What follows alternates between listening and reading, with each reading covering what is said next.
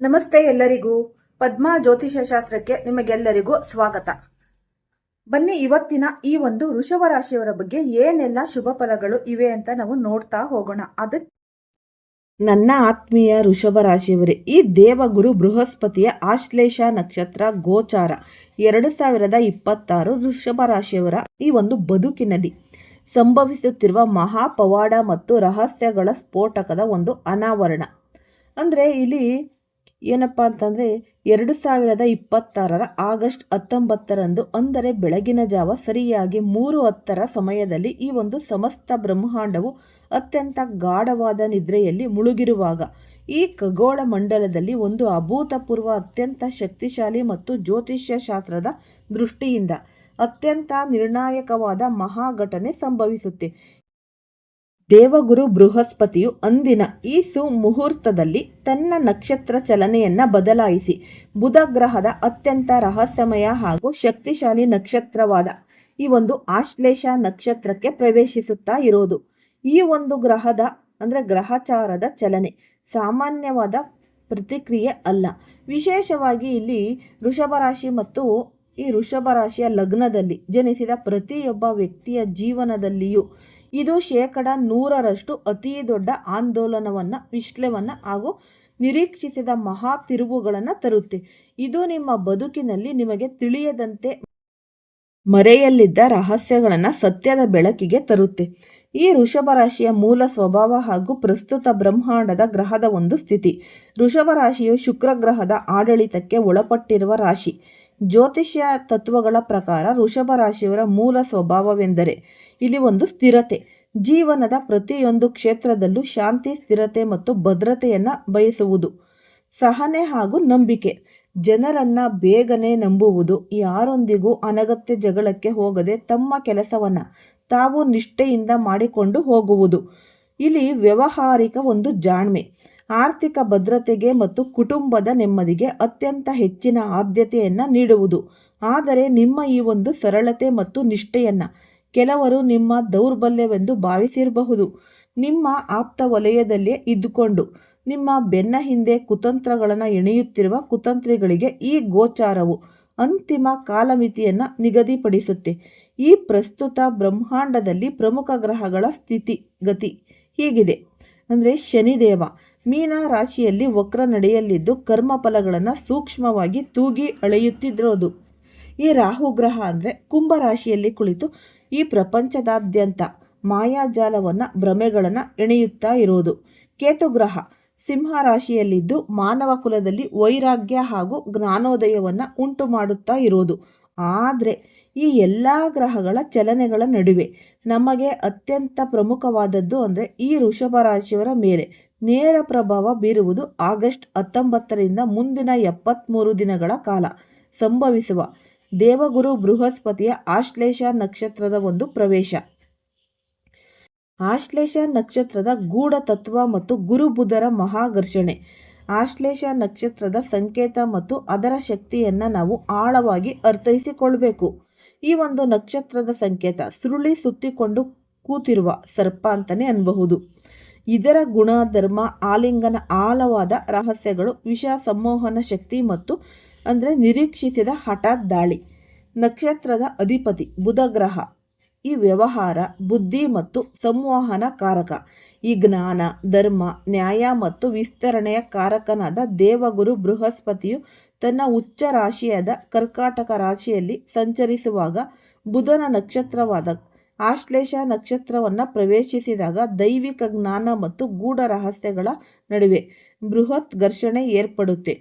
ನಿಮ್ಮ ಜಾತಕದ ಪ್ರಕಾರ ಗುರುಗ್ರಹದ ವೃಷಭ ರಾಶಿಯವರಿಗೆ 3ನೇ ಭಾವದಲ್ಲಿ ಇಲ್ಲಿ ಪರಾಕ್ರಮ ಆಗಿರ್ಬೋದು, ಧೈರ್ಯ, ಕಿರಿಯ ಸಹೋದರರು, ಈ ಸಂವಹನ ಭಾವ ಗೋಚಾರ ಮಾಡ್ತಾ ಇರೋದು. ಜೊತೆಗೆ ಈ ಗುರುಗೂ ನಿಮ್ಮ ಜಾತಕದ 8ನೇ ಮನೆಯ ಭಾವ, ಅಷ್ಟಮ ಭಾವ, ಆಯುಷ್ಯ ಆಗಿರ್ಬೋದು, ಹಠಾತ್ ಘಟನೆಗಳು, ಈ ಗೂಢ ಧನ ರಹಸ್ಯಗಳು ಮತ್ತು 11ನೇ ಭಾವ ಏಕಾದಶ ಈ ಭಾವ ಲಾಭ, ಜಾಲತಾಣ, ಆಸೆಗಳ ಈಡೇರಿಕೆಗಳ ಒಂದು ಅಧಿಪತಿಯಾಗಿರೋದು. ಇದಲ್ಲದೆ ಆಶ್ಲೇಷ ನಕ್ಷತ್ರದ ಅಧಿಪತಿಯಾದ ಬುಧ ನಿಮ್ಮ ಜಾತಕದ 2ನೇ ಭಾವ ಈ ಧನ, ಕುಟುಂಬ, ವಾಕ್ಸ್ಥಾನ ಮತ್ತು 5ನೇ ಭಾವ ಪೂರ್ಣ ಪುಣ್ಯ, ಬುದ್ಧಿಶಕ್ತಿ, ಸಂತಾನ ಹೂಡಿಕೆಗಳ ಒಂದು ಸ್ವಾಮಿ ಆಗಿರುವುದು. ಇದರ ಅರ್ಥ ನಿಮ್ಮ 3ನೇ ಭಾವದಲ್ಲಿ ಕುಳಿತಿರುವ ಅಷ್ಟಮಾಧಿಪತಿ ಗುರುವು 2ನೇ ಮತ್ತು 5ನೇ ಭಾವಾಧಿಪತಿಯಾದ ಬುಧನ ನಕ್ಷತ್ರದಲ್ಲಿ ಸಂಚರಿಸುವಾಗ ನಿಮ್ಮ ಹಳೆಯ ಇಮೇಲ್, ಕಾಗದ ಪತ್ರಗಳು, ವಾಟ್ಸಾಪ್ ಸಂದೇಶಗಳು ಅಥವಾ ಯಾರೋ ಒಬ್ಬರು ಹಠಾತ್ತಾಗಿ ಆಡುವ ಒಂದು ಮಾತಿನಿಂದ ಬಹುದೊಡ್ಡ ರಹಸ್ಯವೊಂದು ಹೊರಬೀಳುತ್ತೆ. ಈ ರಹಸ್ಯ ನೇರವಾಗಿ ನಿಮ್ಮ ಧನ ಸಂಪತ್ತು, ಆರ್ಥಿಕ ಸ್ಥಿತಿ ಮತ್ತು ನಿಮ್ಮ ಆಪ್ತ ಸ್ನೇಹಿತರ ಬಳಗಕ್ಕೆ ಸಂಬಂಧಿಸಿದ್ದಾಗಿರುತ್ತೆ. ಇದು ನಿಮ್ಮ ಜೀವನದಲ್ಲಿ ಒಂದು ಸತ್ಯದ ಒಂದು ಸಿರಂನಂತೆ ಕೆಲಸ ಮಾಡುತ್ತೆ. 19 ಆಗಸ್ಟ್ನಿಂದ 30 ಅಕ್ಟೋಬರ್ ಯಾರ ಮುಖವಾಡ ಕಳಚಿ ಬೀಳುತ್ತೆ. ವೃಷಭ ರಾಶಿಯವರೇ, ದೇವಗುರು ಬೃಹಸ್ಪತಿಯು ತನ್ನ 5ನೇ ದೃಷ್ಟಿಯಿಂದ ನಿಮ್ಮ ಜಾತಕದ 7ನೇ ಭಾವವನ್ನು, ಸಪ್ತಮ ಭಾವ, ಪಾಲುದಾರಿಕೆ, ವೈವಾಹಿಕ ಜೀವನ, ಸಾರ್ವಜನಿಕ ಸಂಪರ್ಕ ನೇರವಾಗಿ ವೀಕ್ಷಿಸುತ್ತಾ ಇರುವುದು. ಈ ಒಂದು 73 ದಿನಗಳ ಅವಧಿಯಲ್ಲಿ ಆಗಸ್ಟ್ 19ರಿಂದ ಅಕ್ಟೋಬರ್ ವ್ಯಾಪಾರ ಅಂದರೆ ಅಕ್ಟೋಬರ್ 31ರವರೆಗೆ ವ್ಯಾಪಾರ ಆಗಿರ್ಬೋದು, ಸಹೋದ್ಯೋಗಿಗಳು ಅಥವಾ ಪಾಲುದಾರರು, ನೀವೊಂದು ನಿಮ್ಮ ಬಿಸ್ನೆಸ್ ಪಾರ್ಟ್ನರ್, ಈ ಪ್ರಮುಖ ಕ್ಲೈಂಟ್ಗಳು ಅಥವಾ ನೀವು ಸಹಿ ಮಾಡಿದ ಹಳೆಯ ಒಪ್ಪಂದಗಳಲ್ಲಿ ಅಂದರೆ ಅಗ್ರಿಮೆಂಟ್ಸ್ ನಿಮಗೆ ತಿಳಿಯದಂತೆ ಅಡಗಿಸಲಾಗಿದ್ದ ದುಷ್ಟ ಹುನ್ನಾರಗಳು ಅಥವಾ ರಹಸ್ಯ ಷರತ್ತುಗಳು ಬಯಲಾಗುತ್ತಿವೆ. ನಿಮ್ಮ ಬೆನ್ನ ಹಿಂದೆ ನಿಮ್ಮ ಲಾಭದ ಶೇಕಡಾವಾರು ಪಾಲು ವಂಚನೆಯಾಗುತ್ತಿದ್ರೆ ಅಥವಾ ನಿಮ್ಮನ್ನು ದಾಳವಾಗಿ ಬಳಸಿಕೊಂಡು ಯಾರಾದರೂ ಈ ಬೇಳೆ ಬೇಯಿಸಿಕೊಳ್ಳುತ್ತಿದ್ರೆ, ದೇವಗುರು ಬೃಹಸ್ಪತಿ ಅವರ ನಿಜವಾದ ಅಸಲಿ ಮುಖವನ್ನು ನಿಮ್ಮ ಎದುರು ತಂದು ನಿಲ್ಲಿಸುತ್ತಾನೆ. ಮುಂದಿನ 73 ದಿನಗಳ ಕಾಲ ಯಾವುದೇ ಹೊಸ ಒಪ್ಪಂದ, ಈ ಒಂದು ಬಾಂಡ್ ಪೇಪರ್ ಅಥವಾ ಹಣಕಾಸಿನ ದಾಖಲೆಗಳಿಗೆ ಸಂಪೂರ್ಣವಾಗಿ ಓದದೆ, ಅರ್ಥೈಸಿಕೊಳ್ಳದೆ ಸಹಿ ಹಾಕಬೇಡಿ. ಯಾರನ್ನು ಕುರುಡರನ್ನಾಗಿ ನೀವು ನಂಬಬೇಡಿ. ಜೀವನದ ಈ ಒಂದು 4 ಅತ್ಯಂತ ನಿರ್ಣಾಯಕ ಕ್ಷೇತ್ರಗಳ ಮೇಲೆ ಗುರು ಗೋಚಾರದ ಈ ಒಂದು ಬ್ರಹ್ಮಾಂಡಿಯ ಒಂದು ಪ್ರಭಾವ. ಈ ಜ್ಯೋತಿಷ್ಯ ಶಾಸ್ತ್ರದಲ್ಲಿ ಧನ ಎಂದರೆ ಕೇವಲ ಬ್ಯಾಂಕ್ ಬ್ಯಾಲೆನ್ಸ್ ಅಥವಾ ಖಾತೆಯಲ್ಲಿರುವ ಹಣವಲ್ಲ, ಅದು ನಿಮ್ಮ ಬದುಕಿನ ಆಪತ್ಕಾಲದ ಸುರಕ್ಷತಾ ಕವಚ ಅಂತ ಅನ್ನಬಹುದು. ಬುಧನು ಧನ ಮತ್ತು ವೃದ್ಧಿ ಶಕ್ತಿಯ ಅಧಿಪತಿ. ಬುಧನ ನಕ್ಷತ್ರವಾದ ಆಶ್ಲೇಷದಲ್ಲಿ ಗುರು ಸಾಗುವಾಗ ನಿಮ್ಮ ಆರ್ಥಿಕ ಈ ಸಂಪೂರ್ಣ ಶುದ್ಧೀಕರಣ ಆಗುತ್ತೆ. ಗುರುವು ತನ್ನ 9ನೇ ದೃಷ್ಟಿಯಿಂದ ನಿಮ್ಮ 11ನೇ ಭಾವವನ್ನು ಅಂದರೆ ಲಾಭಸ್ಥಾನ ನೋಡುತ್ತಿರುವುದರಿಂದ ಹಳೆಯ ಆಸ್ತಿ, ಮಾರಾಟದಿಂದ ಬರುವ ಹಣ, ವಸೂಲಾಗದೆ ನಿಂತಿದ್ದ ಹಳೆಯ ಸಾಲಗಳು ಅಥವಾ ರಹಸ್ಯ ಮೂಲಗಳಿಂದ ನಿರೀಕ್ಷಿಸದ ಆರ್ಥಿಕ ಲಾಭ ಹರಿದು ಬರುತ್ತೆ. ಬುಧನು ನಿಮ್ಮ ಧನಸ್ಥಾನದ ಅಧಿಪತಿ ಅಂದರೆ 2ನೇ ಭಾವ ಆಗಿರುವುದರಿಂದ ನಿಮ್ಮ ಮಾತುಕತೆಯ ಚಾತುರ್ಯ ಮತ್ತು ಸಮಯ ಪ್ರಜ್ಞೆಯೇ ಈ ಸಮಯದಲ್ಲಿ ನಿಮ್ಮ ಬಹುದೊಡ್ಡ ಆಸ್ತಿ. ಆಗಸ್ಟ್ 22ರವರೆಗಿನ ಸುವರ್ಣ ಕಾಲ. ಆಗಸ್ಟ್ 22ರವರೆಗೆ ಬುಧನು ಕೂಡ ಕರ್ಕಾಟಕ ರಾಶಿಯಲ್ಲಿದ್ದು ಗುರುವಿನೊಂದಿಗೆ ಯುತಿಯಾಗಿರುವುದು. ಈ ಸಮಯದಲ್ಲಿ ಸಂಪತ್ತನ್ನು ದ್ವಿಗುಣಗೊಳಿಸುವ ಅದ್ಭುತ ಐಡಿಯಾಗಳು ನಿಮ್ಮ ಈ ಒಂದು ಮಸ್ತಿಷ್ಕದಲ್ಲಿ ಉದಯಿಸುತ್ತೆ. ನಿಮ್ಮ ಆರ್ಥಿಕ ಜಾಣ್ಮೆಯನ್ನು ಹೆಚ್ಚಿಸಲು ಮತ್ತು ಬುಧ ಗ್ರಹಕ್ಕೆ ಬಲ ನೀಡಲು ಉತ್ತಮ ಗುಣಮಟ್ಟದ 5ರಿಂದ 6 ರತ್ತಿಯ ಈ ಒಂದು ಪನ್ನಾ ರತ್ನವನ್ನು ಬುಧವಾರದಂದು ಈ ಪ್ರಾಣ ಪ್ರತಿಷ್ಠಾನೆ ನಡೆಸಿ. ಈ ಬಲಗೈ ಇರುತ್ತಲ್ಲ, ಬಲಗೈನ ಒಂದು ಕಿರುಬೆರಳಿಗೆ, ಮಹಿಳೆಯಾದರೆ ಎಡಗೈನ ಕಿರುಬೆರಳಿಗೆ ಬೆಳ್ಳಿಯಲ್ಲಿ ಧರಿಸುವುದು ಆದಷ್ಟು ಶ್ರೇಷ್ಠ. ಅಂದರೆ ಪುಷ್ಯರಾಗದ ಒಂದು ರತ್ನ. ವೃಷಭ ಲಗ್ನ ಮತ್ತು ವೃಷಭ ರಾಶಿಯವರಿಗೆ ದೇವಗುರು ಬೃಹಸ್ಪತಿಯು ಮಾರಕಾಧಿಪತಿಯಾಗಿರುವುದು.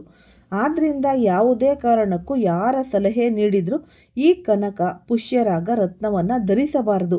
ಧರಿಸಿದರೆ ಅನಿರೀಕ್ಷಿತ ಬೃಹತ್ ಆರ್ಥಿಕ ನಷ್ಟ ಮತ್ತು ಅನಾರೋಗ್ಯ ಎದುರಾಗಬಹುದು. ಈ ವೃತ್ತಿ ಮತ್ತು ಉದ್ಯೋಗ ಕ್ಷೇತ್ರ. ಉದ್ಯೋಗ ಎಂಬುದು ಕೇವಲ ಜೀವನೋಪಾಯದ ಮಾರ್ಗವಲ್ಲ, ಸಮಾಜದಲ್ಲಿ ನಿಮಗೆ ಸಿಗುವ ಗೌರವ, ಅಂತಸ್ತು ಮತ್ತು ಅಸ್ತಿತ್ವದ ಒಂದು ಸಂಕೇತ. 3ನೇ ಭಾವದಲ್ಲಿರುವ ಗುರುವು ನಿಮಗೆ ಅಸಾಧಾರಣ ಧೈರ್ಯ ಮತ್ತು ಆತ್ಮವಿಶ್ವಾಸವನ್ನು ನೀಡುತ್ತಾನೆ. ನಿಮ್ಮ ಕಚೇರಿಯಲ್ಲಿ ಅಥವಾ ಉದ್ಯೋಗ ಕ್ಷೇತ್ರದಲ್ಲಿ ಇಲ್ಲಿಯವರೆಗೆ ಯಾರೂ ಮಾತನಾಡಲು ಧೈರ್ಯ ಮಾಡದ ವಿಚಾರಗಳ ಬಗ್ಗೆ ನೀವು ಬಹಿರಂಗವಾಗಿ ಧ್ವನಿ ಎತ್ತುತ್ತೀರಾ. ನಿಮ್ಮ ಸಂವಹನ ಅಂದರೆ ಶಕ್ತಿ ಅತ್ಯಂತ ತೀಕ್ಷ್ಣವೂ ಆಳವೂ ಆಗಿರುತ್ತೆ. ಆದರೆ ಗುರುವು ನಿಮ್ಮ 9ನೇ ಭಾವವನ್ನು ಈ ಭಾಗ್ಯ ಹಾಗೂ ಮೇಲಾಧಿಕಾರಿಗಳ ಸ್ಥಾನ ವೀಕ್ಷಿಸುವುದರಿಂದ ನಿಮ್ಮ ಬಾಸ್ ಅಥವಾ ಮೇಲಾಧಿಕಾರಿಗಳೊಂದಿಗೆ ಈ ಒಂದು ಭಿನ್ನಾಭಿಪ್ರಾಯಗಳು ಮೂಡುವ ಸಾಧ್ಯತೆ ದಟ್ಟವಾಗಿದೆ. ಆದಷ್ಟು ನೀವು ಆಫೀಸು ಈ ಪಾಲಿಟಿಕ್ಸ್ನಿಂದ ದೂರವಿರಿ. ಕಚೇರಿಯು ಆಂತರಿಕ ರಾಜಕೀಯದಿಂದ ಸಂಪೂರ್ಣವಾಗಿ ಅಂತರ ಕಾಯ್ದುಕೊಳ್ಳಿ. ಪ್ರತಿಯೊಂದು ಸಂವಹನವನ್ನು ಬಾಯಿಯ ಮಾತಿನಷ್ಟೇ ಮುಗಿಸದೆ ಇಮೇಲ್ ಅಥವಾ ಲಿಖಿತ ರೂಪದಲ್ಲಿ ನಿರ್ವಹಿಸಿ. ಈ ಕಾರ್ಯರಂಗದಲ್ಲಿ ಎದುರಾಗುವ ಅಡೆತಡೆಗಳನ್ನು ನಿವಾರಿಸಲು ಮತ್ತು ಗುರುವಿನ ನಕಾರಾತ್ಮಕ ಪ್ರಭಾವವನ್ನು ಶಮನಗೊಳಿಸಲು ಪ್ರತಿ ಗುರುವಾರ ಈ ಕಡಲೆಬೇಳೆ ಮತ್ತು ಅರಿಶಿಣವನ್ನು ಹತ್ತಿರದ ದೇವಸ್ಥಾನಕ್ಕೆ ಧರ್ಮಾರ್ಥವಾಗಿ ದಾನವನ್ನಾಗಿ ಕೊಡಿ. ಈ ಸಂಬಂಧಗಳು ಮತ್ತು ಒಂದು ದಾಂಪತ್ಯ ಬಾಂಧವ್ಯಗಳು ಜೀವನದ ಬಲವಾದ ಒಂದು ಬುನಾದಿ. ಅಲ್ಲಿ ಪಾರದರ್ಶಕತೆ ಮತ್ತು ನಂಬಿಕೆಯೇ ಪ್ರಮುಖ ಬಂಡವಾಳ ಅಂತ ಅನ್ನಬಹುದು. ಸತ್ಯದ ಅನಾವರಣ. ಗುರುವಿನ ಸಂಪೂರ್ಣ ದೃಷ್ಟಿ 7ನೇ ಭಾವದ ಮೇಲೆ ಇರುವುದರಿಂದ ನಿಮ್ಮ ಪತಿ ಅಥವಾ ಪತ್ನಿಯ ನಡುವೆ ಇಲ್ಲಿಯವರೆಗೆ ಮರೆಯಾಗಿದ್ದ ಅಥವಾ ಬಚ್ಚಿಡಲಾಗಿದ್ದ ವಿಚಾರಗಳು ಬಹಿರಂಗಗೊಳ್ಳುತ್ತವೆ. ಇದು ಕೇವಲ ಬಾಂಧವ್ಯದ ಪರೀಕ್ಷೆಯಲ್ಲ, ಬಾಂಧವ್ಯದಲ್ಲಿರುವ ಕೊಳಕನ್ನು ತಳೆದು ಸ್ವಚ್ಛಗೊಳಿಸುವ ಕಾಲ ಅಂತ ಅನ್ನಬಹುದು. ನೀವು ಸಿಂಗಲ್ ಆಗಿದ್ದು ಸೂಕ್ತ ಈ ಬಾಳ ಸಂಗಾತಿಗಾಗಿ ಹುಡುಕುತ್ತಿದ್ರೆ ಆರಂಭದಲ್ಲಿ ರಹಸ್ಯಮಯ ಎನಿಸುವ ಆದರೆ ಭವಿಷ್ಯದಲ್ಲಿ ಅತ್ಯಂತ ಅದೃಷ್ಟ ತರಬಲ್ಲ ಹೊಸ ವ್ಯಕ್ತಿಯೊಬ್ಬರ ಆಗಮನವಾಗುತ್ತೆ. ಆದಷ್ಟು ಮಾನಸಿಕ ಶಾಂತಿಯ ಪರಿಹಾರ ನೋಡೋಣ. ದಾಂಪತ್ಯದಲ್ಲಿ ಸಾಮರಸ್ಯ ಮತ್ತು ಮಾನಸಿಕ ಶಾಂತಿಗಾಗಿ ಪಂಚಮುಖಿ ರುದ್ರಾಕ್ಷಿಯನ್ನು ಧರಿಸುವುದು ಅತ್ಯಂತನೇ ಶ್ರೇಷ್ಠ. ಈ ಕಾನೂನು ವ್ಯವಹಾರಗಳು ಹಾಗೂ ಕೋರ್ಟ್ ಕೇಸುಗಳು 3ನೇ ಭಾವದ ಸಂವಹನ ಶಕ್ತಿ ಮತ್ತು ಬುಧ ಗುರುಗಳ ಒಂದು ಸಮಾಗಮ. ಹಳೆಯ ಕಾನೂನು ಸಮರಗಳಲ್ಲಿ ಅಥವಾ ಕೋರ್ಟ್ ಕೇಸುಗಳಲ್ಲಿ ನಿಮಗೆ ಅಂತಿಮ ಜಯ ತಂದುಕೊಡುತ್ತೆ. ಈ ಸ್ಥಗಿತಗೊಂಡ ಕೆಲಸಗಳಿಗೆ ಚಾಲನೆ, ಸರ್ಕಾರಿ ಹಂತದಲ್ಲಿ ನಿಂತು ಹೋಗಿದ್ದ ಯಾವುದೇ ಕೆಲಸಗಳು, ಈ ಪರ್ಮಿಷನ್ಗಳು ಅಥವಾ ದಾಖಲೆಗಳ ಅನುಮೋದನೆ ಸೆಪ್ಟೆಂಬರ್ ಮಧ್ಯಭಾಗದಲ್ಲಿ ಹಠಾತ್ತಾಗಿ ಪೂರ್ಣಗೊಳ್ಳುತ್ತೆ. ನಿಮ್ಮ ಎಲ್ಲ ತೆರಿಗೆ ದಾಖಲೆಗಳನ್ನು ಮತ್ತು ಭೂಮಿ ಆಸ್ತಿಯ ಕಾಗದ ಪತ್ರಗಳನ್ನು ಅಪ್ಡೇಟ್ಗಾಗಿ ಇಟ್ಟುಕೊಳ್ಳಿ. ವೃಷಭ ರಾಶಿಯ ಬಂಧುಗಳೇ, ಆಗಸ್ಟ್ 19ರಿಂದ ಆರಂಭವಾಗಲಿರುವ ಈ 73 ದಿನಗಳ ಗೋಚಾರವು ನಿಮ್ಮನ್ನು ಎದುರಿಸುವ ಉದ್ದೇಶದ್ದಲ್ಲ. ಬದಲಿಗೆ ಇದು ಬ್ರಹ್ಮಾಂಡವು ನಿಮಗಾಗಿ ಮಾಡುತ್ತಿರುವ ಒಂದು ಕೋರ್ಸ್ ಅಂತಲೇ ಅನ್ನಬಹುದು. ನಿಮ್ಮ ಜೀವನದಲ್ಲಿ ಯಾವುದು ಸುಳ್ಳು, ಯಾವುದು ಕೃತಕವೋ, ಯಾವುದು ನಿಮಗಾಗಿ ಅಲ್ಲವೋ ಅದನ್ನು ಈ ಬ್ರಹ್ಮಾಂಡವು ನಿಮ್ಮಿಂದ ದೂರ ತಳ್ಳುತ್ತೆ. ಯಾವುದು ಸತ್ಯವೋ ಶೋಧಿತವೋ ಅದು ಮಾತ್ರ ನಿಮ್ಮ ಬಳಿ ಉಳಿಯುತ್ತೆ. ನಿಮ್ಮದು ಸ್ಥಿರ ರಾಶಿ, ಆದ್ದರಿಂದ ಈ ಬದಲಾವಣೆಗಳನ್ನು ಕಂಡು ಭಯಪಡಬೇಡಿ. ದಾಖಲೆಗಳನ್ನು ಸರಿಯಾಗಿ ಪರಿಶೀಲಿಸಿ. ನಿಮ್ಮ ಅಂತರಾತ್ಮದ ಧ್ವನಿಯನ್ನು ನಂಬಿ ಆದಷ್ಟು ಮುನ್ನಡೆಯಿರಿ. ದೇವಗುರು ಬೃಹಸ್ಪತಿಯ ಅನುಗ್ರಹಕ್ಕಾಗಿ ಮಹಾಮಂತ್ರ ನೋಡೋಣ. ಈ ಜ್ಯೋತಿಷ್ಯ ಶಾಸ್ತ್ರದಲ್ಲಿ ಗುರುಗ್ರಹದ ನಕಾರಾತ್ಮಕ ಅಥವಾ ಮಾರಕ ಪ್ರಭಾವವನ್ನು ಹತೋಟಿಗೆ ತರಲು ಮಂತ್ರ ಜಪಕ್ಕಿಂತ ಶಕ್ತಿಶಾಲಿ ಉಪಾಯ ಇನ್ನೊಂದಿಲ್ಲ. ಆಶ್ಲೇಷ ನಕ್ಷತ್ರವು ಅತ್ಯಂತ ತೀಕ್ಷ್ಣ ಹಾಗೂ ಆಳವಾದ ರಹಸ್ಯಗಳನ್ನು ಒಳಗೊಂಡಿರುವುದರಿಂದ ನಿಮ್ಮ ಮನಸ್ಸನ್ನು ಶಾಂತವಾಗಿರಿಸಲು ಹಾಗೂ ಸರಿಯಾದ ನಿರ್ಧಾರಗಳನ್ನು ತೆಗೆದುಕೊಳ್ಳಲು ಆದಷ್ಟು ಈ ದೈವಿಕ ಮಂತ್ರಗಳನ್ನು ನಿತ್ಯವೂ ಪಠಿಸಿ. ಈ ಗುರು ಬೀಜ ಮಂತ್ರ ಓಂ ಗ್ರಾಂ ಗ್ರೀಂ ಗ್ರೌಂ ಸಹ ಗುರುವೇ ನಮಃ. ಪ್ರತಿದಿನ ಬೆಳಗ್ಗೆ ಸ್ನಾನದ ನಂತರ ಪೂರ್ವ ದಿಕ್ಕಿಗೆ ಮುಖ ಮಾಡಿ ಅರಿಶಿಣದ ಮಾಲೆಯಿಂದ ಕನಿಷ್ಠ 108 ಬಾರಿ ಈ ಮಂತ್ರವನ್ನು ಜಪಿಸುವುದರಿಂದ ಗುರುಗ್ರಹದಿಂದ ಎದುರಾಗಬಹುದಾದ ಮಾನಸಿಕ ಗೊಂದಲಗಳು ಮತ್ತು ಆರ್ಥಿಕ ನಷ್ಟಗಳು ಶಾಶ್ವತವಾಗಿ ದೂರವಾಗುತ್ತೆ. ಬುಧ ಬೀಜ ಮಂತ್ರ ನಕ್ಷತ್ರಾಧಿಪತಿ ಶಾಂತಿಗಾಗಿ ಓಂ ಬ್ರಾಂ ಬ್ರೀಂ ಬ್ರೌಂ ಸಹ ಬುಧಾಯ ನಮಃ. ಆಶ್ಲೇಷ ನಕ್ಷತ್ರದ ಅಧಿಪತಿ ಬುಧನಾಗಿ ಇರುವುದರಿಂದ ಬುಧವಾರದ ದಿನಗಳಂದು ಈ ಮಂತ್ರವನ್ನು 108 ಬಾರಿ ಜಪಿಸುವುದರಿಂದ ನಿಮ್ಮ ಮಾತಿನಲ್ಲಿ ಜಾಣ್ಮೆ, ವ್ಯಾಪಾರದಲ್ಲಿ ಪ್ರಗತಿ ಮತ್ತು ಕಚೇರಿಯ ರಾಜಕೀಯದಿಂದ ಮುಕ್ತಿ ಸಿಗುತ್ತೆ. 73 ದಿನಗಳ ಕಾಲ ಆಚರಿಸಬೇಕಾದ ನಿಯಮಗಳು, ಅದರ ಒಂದು ವರ್ಜನೆಗಳು. ಆಗಸ್ಟ್ 19ರಿಂದ ಅಕ್ಟೋಬರ್ 31ರವರೆಗಿನ ಈ 73 ದಿನಗಳ ಕಾಲಾವಧಿಯಲ್ಲಿ ವೃಷಭ ರಾಶಿ ಮತ್ತು ವೃಷಭ ಲಗ್ನದವರು ತಮ್ಮ ದೈನಂದಿನ ಜೀವನದಲ್ಲಿ ಕೆಲವು ವಿಶೇಷ ಕಟ್ಟುಪಾಡುಗಳನ್ನು ಅನುಸರಿಸುವುದು ಅತ್ಯಗತ್ಯ. ಮಾಡಬೇಕಾದ ಒಂದಷ್ಟು ಕಾರ್ಯಗಳು ನಾವು ನೋಡೋಣ. ಪ್ರತಿಯೊಂದು ಕಾಗದ ಪತ್ರವನ್ನು 2-3 ಬಾರಿ ಆಳವಾಗಿ ಓದಿ ಕಾನೂನು ತಜ್ಞರ ಸಲಹೆ ಪಡೆಯಿರಿ. ಆತುರದಲ್ಲಿ ಮಾಡಬಾರದ ಕಾರ್ಯಗಳು, ಆತುರದಲ್ಲಿ ಅಥವಾ ಯಾವುದೇ ವ್ಯಕ್ತಿಯ ಮೇಲಿನ ಅತಿಯಾದ ನಂಬಿಕೆಯನ್ನು ಸಹಿ ಮಾತ್ರ ಹಾಕಬೇಡಿ. ಹಳೆಯ ಸಾಲಗಳನ್ನು ತೀರಿಸಲು ಮತ್ತು ಸುಭದ್ರ ಆಸ್ತಿಗಳಲ್ಲಿ ಹೂಡಿಕೆ ಮಾಡಲು ಯೋಜನೆಯನ್ನು ಮಾಡಿ. ಕುಟುಂಬದಲ್ಲಿ ಮತ್ತು ಸಂಗಾತಿಯೊಂದಿಗೆ ಪಾರದರ್ಶಕ ಸಂವಹನ ಕಾಯ್ದುಕೊಳ್ಳಿ. ಈ ಜಾತಕ ಪರಿಶೀಲಿಸಿ ಸೂಕ್ತ ಮಾರ್ಗದರ್ಶನಗಳೊಂದಿಗೆ ನೀವು ಪನ್ನಾಧಾರಣೆಯನ್ನು ಮಾಡಿ. ಶೇರ್ ಮಾರುಕಟ್ಟೆಯಲ್ಲಿ ಕಣ್ಣು ಮುಚ್ಚಿಕೊಂಡು ಹಠಾತ್ ಹೂಡಿಕೆ ಅಥವಾ ಶಾರ್ಟ್ಕಟ್ ಹಣಗಳಿಗೆ ಹೋಗಬೇಡಿ. ಹಳೆಯ ರಹಸ್ಯಗಳನ್ನು ಕೋಪದಲ್ಲಿ ಬಹಿರಂಗಪಡಿಸಿ ಸಂಬಂಧಗಳನ್ನು ಶಾಶ್ವತವಾಗಿ ನೀವು ಹಾಳು ಮಾಡಿಕೊಳ್ಬೇಡಿ. ಆದಷ್ಟು ನೀವು ತಪ್ಪಿಯೂ ಕನಕಪುಷ್ಯರಾಗ ಧರಿಸಬೇಡಿ.